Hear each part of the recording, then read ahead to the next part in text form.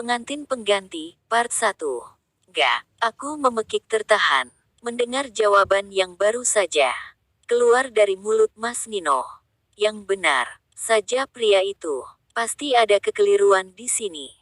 Pria itu pasti sudah gila, atau mungkin kepalanya baru saja menghantam benda keras sehingga pikirannya menjadi ngaco. Tentu saja aku belum siap untuk berumah tangga dan mengurus anak yang akan merecoki hidupku sepanjang hari. Boro-boro sampai memikirkan itu, menggoreng telur saja.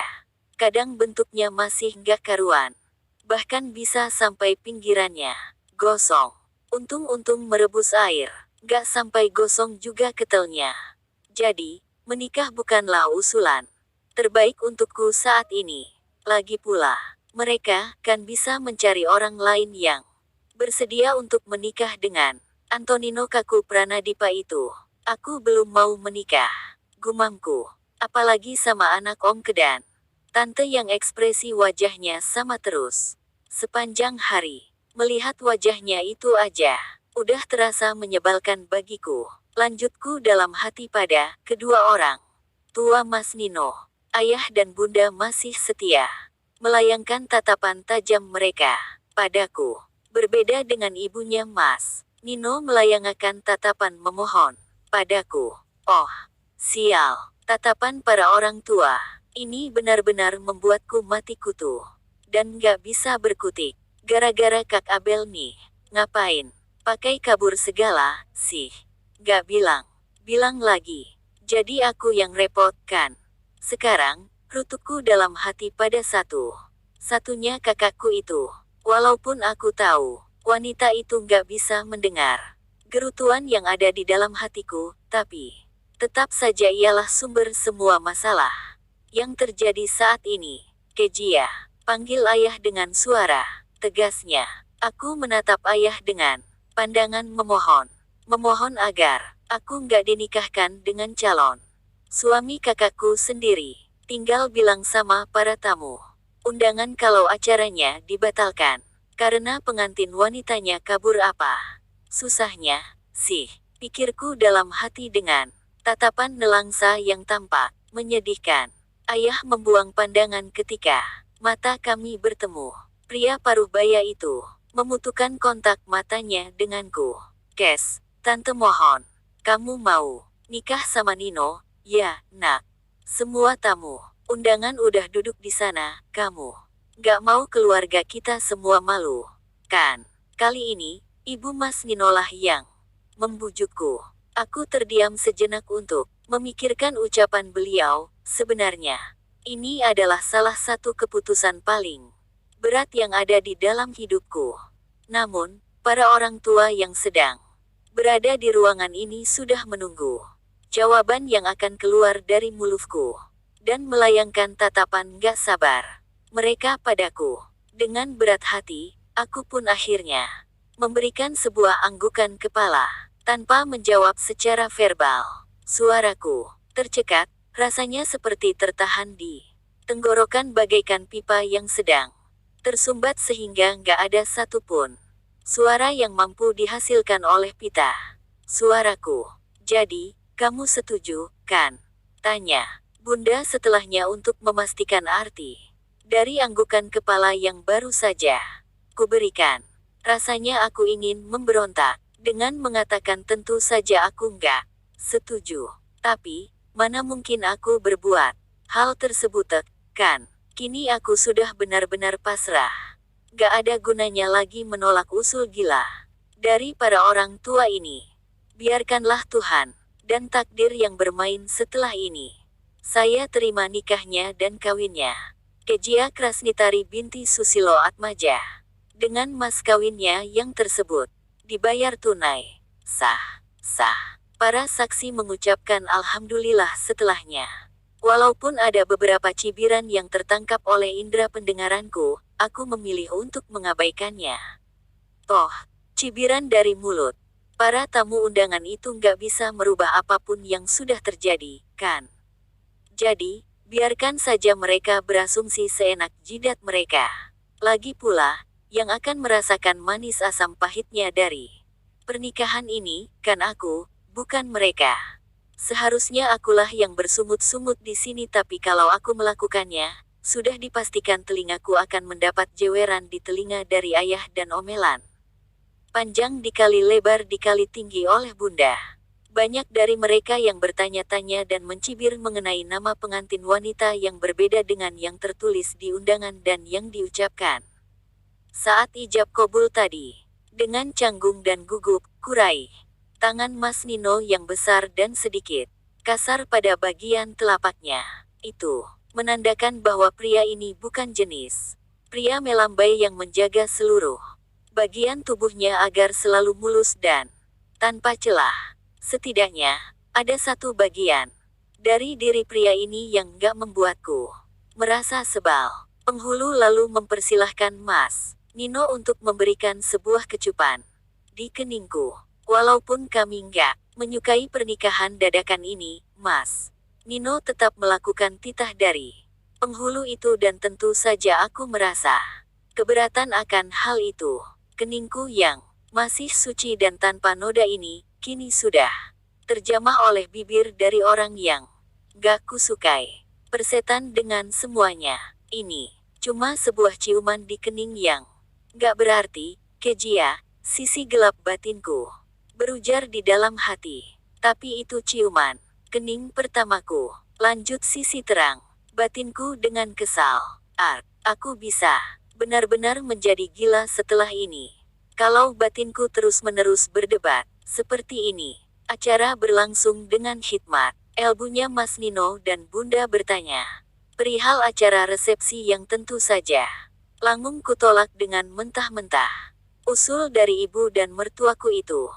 Jangan harap aku mau menerima resepsi yang seluruhnya merupakan andil Kak Abel dalam mempersiapkannya. Sementara, dengan menerima bekas calon suaminya, ini saja sudah membuatku gondok. Setengah mati. Gak mungkin lagi aku akan merepotkan diri dengan cara menerima acara resepsi tersebut dengan lapang D asteris asteris A. Mimpi. Untungnya, Mas Nino setuju dengan penolakanku itu. Pria itu juga sepemikiran denganku, menolak diadakannya acara resepsi padahal pria itu jelas tahu kalau Kak Abel sudah mempersiapkan acara resepsi tersebut. Entah berapa banyak uang yang sudah mereka habiskan hanya untuk sebuah pernikahan. Aku pun gak tertarik untuk mencari tahu tentang itu. Yang jelas, aku gak ingin berita pernikahan mendadak ini tersebar luas. Uas sampai ke khalayak luar. Apalagi, sampai ke telinga teman-temanku yang ada di sekolah. That will be a really bad disaster jika mereka tahu kalau aku sudah menikah dan parahnya dengan mantan calon suami kakakku sendiri. Mau dipajang di mana mukaku kalau ada teman sekolahku yang tahu kalau aku sudah bersuami bahkan sebelum lulus sekolah. Bahkan kalau mau disembunyikan di balik kolong kasur sekalipun, rasanya aku nggak akan sanggup. Yang benar saja, dengan jarak usia kami yang terpaut 11 tahun, bisa nanti teman-temanku akan mengejekku sebagai simpanan omong hidung belang kalau sampai mereka tahu kenyataan ini. Oleh karena itu, pernikahan ini nggak boleh bocor sampai ke telinga orang luar. Namun ada satu hal yang ku ketahui dengan pasti perihal tentang pernikahan mendadak ini. Semua mimpi buruk ini hanya berasal dari satu nama, Belinda Krasnitika. Pasti Kak Abel kabur dengan pacarnya yang gak disetujui oleh orang tua kami itu. Pria tanpa masa depan yang jelas, dengan tato yang hampir terpatri di seluruh permukaan tubuhnya itu, membuat ayah termurka saat Kak Abel mengenalkannya pada kedua orang tua kami.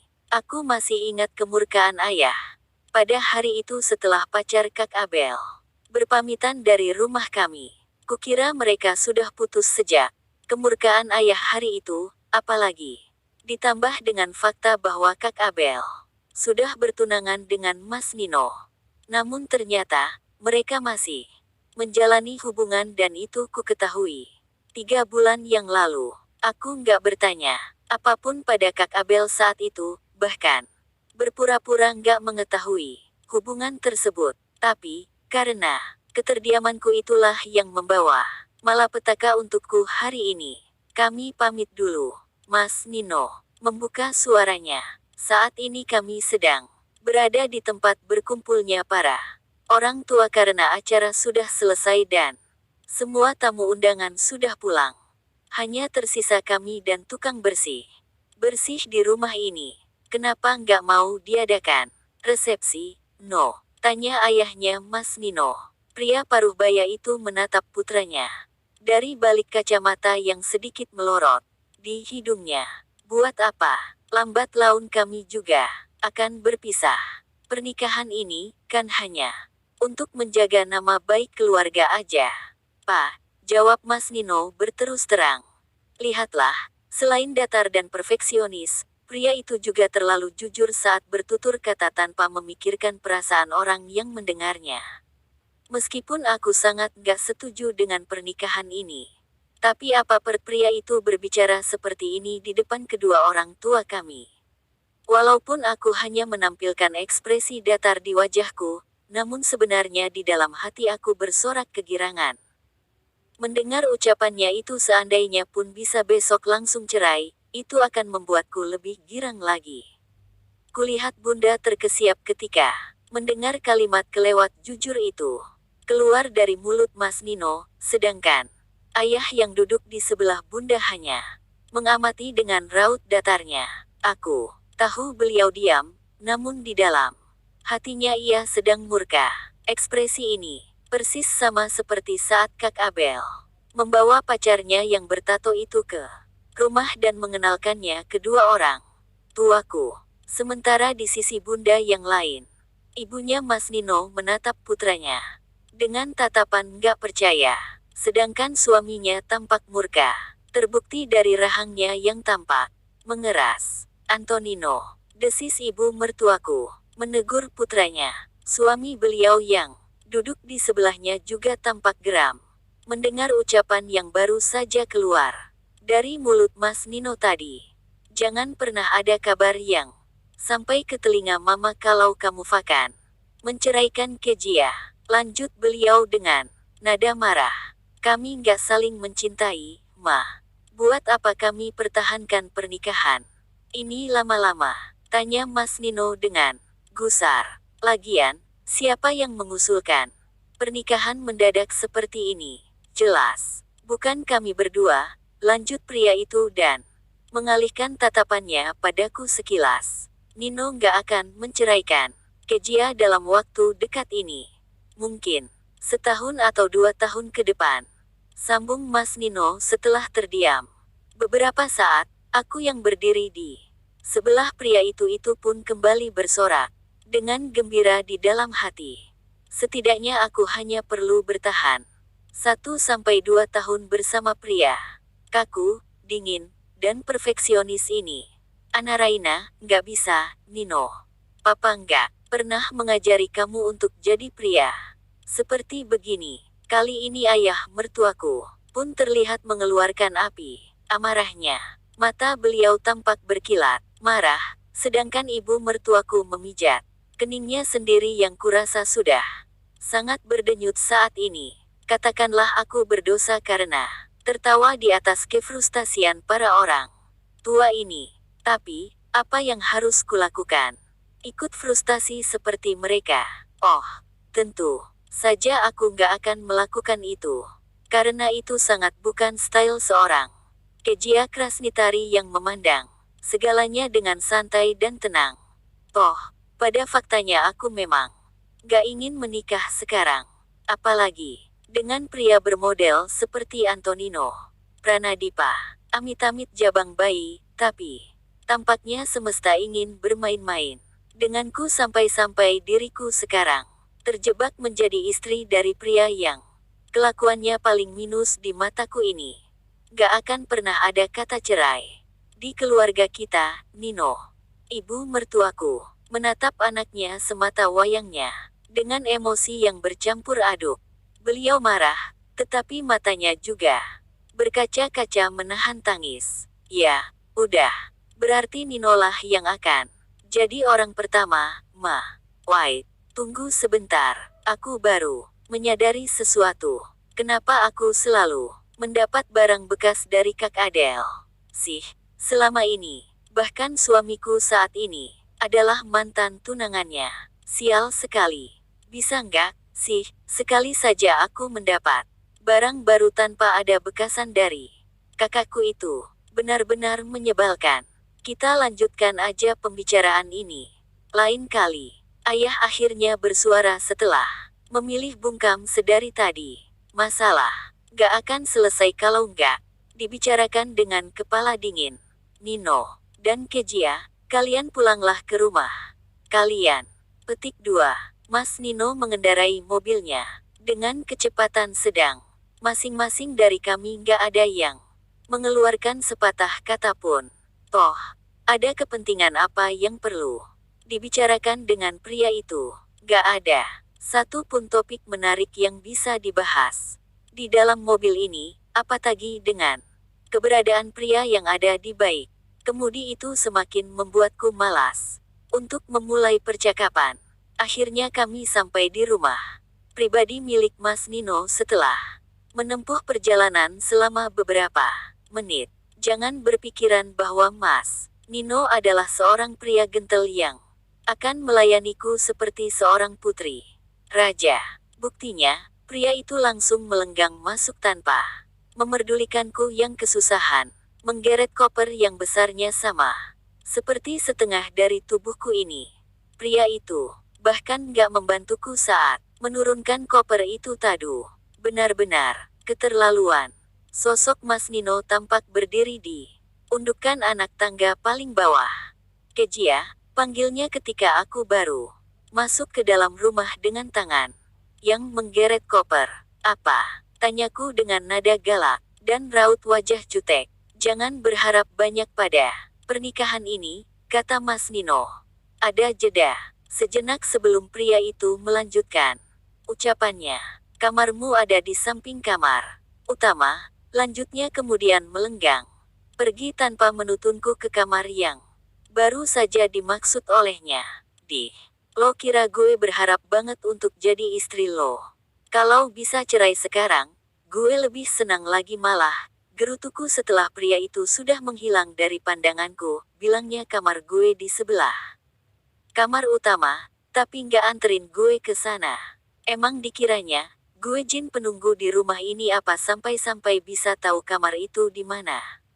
Dasar edan, makiku yang masih berdiri di tempatku.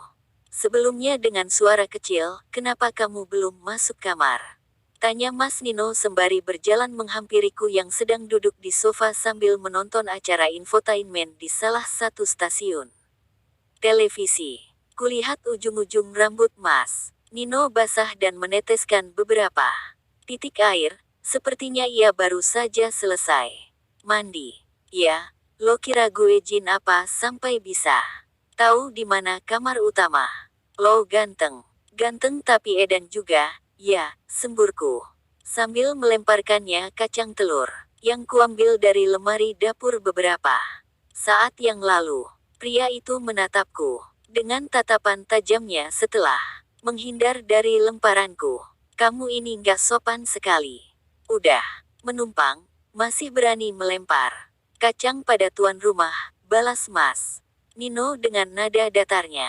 Itu, kakinya, lagi. Gak ada sopan-sopannya sampai naik ke atas meja.